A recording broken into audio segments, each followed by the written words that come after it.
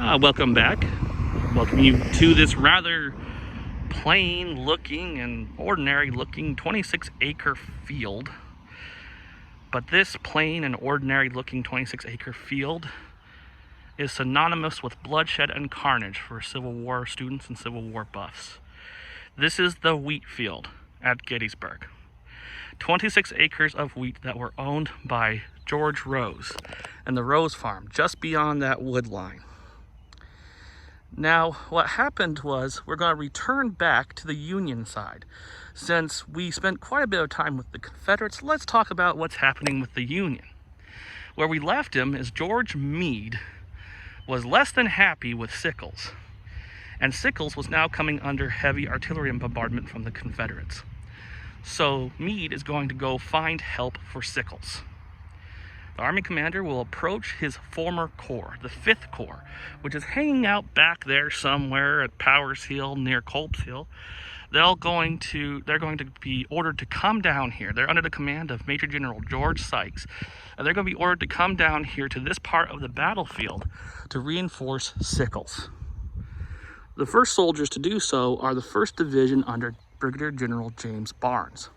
Brigadier General James Barnes is an old-time Army officer, a West Pointer who served and actually went to West Point at the same time as Robert E. Lee. How about that? At any rate, he's in temporary command of the division. It's usually under the command of Charles Griffin, but Griffin is sick. And so Barnes will be commanding this division at Gettysburg.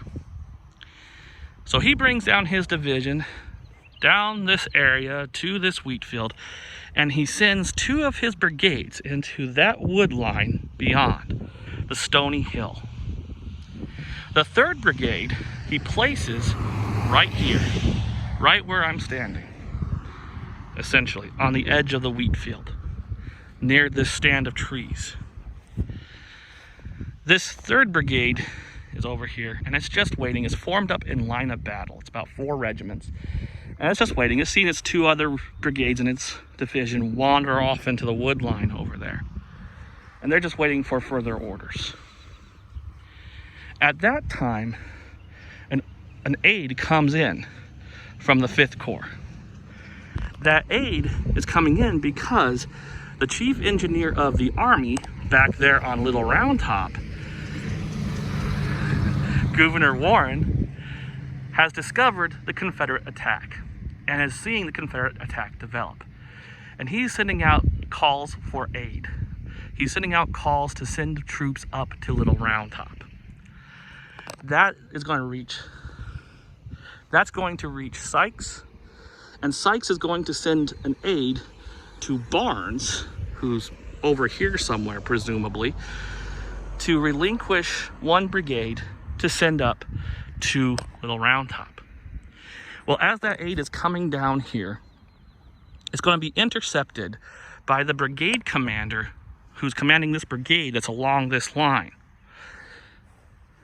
This brigade commander is a 26-year-old colonel, Harvard-educated lawyer named Strong Vincent. Now, you need to look up this guy's picture. He has some killer sideburns. This man's an interesting man. He confronts the aide and says, "What is it that you're carrying? What are you here? Basically, why are you here?" The aide is going to say, "Well, I'm here to ask General Barnes for a brigade so that it can be sent up to Little Round Top over there." Vincent goes, "Okay." Well, now he doesn't say, that's not a direct quote, but he'll say, "I'm a part of that brigade. My brigade is a part of that division. I'll take the initiative. I'll take the responsibility. I'll take my men up there without permission." So he forms up his men along this line and starts heading them that direction to get to Little Round Top. In case you're wondering, the 20th Maine, Joshua Lawrence Chamberlain commanding, is one of the regiments in this brigade. So that's what happened here, right here, at this time, 157 years ago. Thank you for watching, and I'll talk with you later.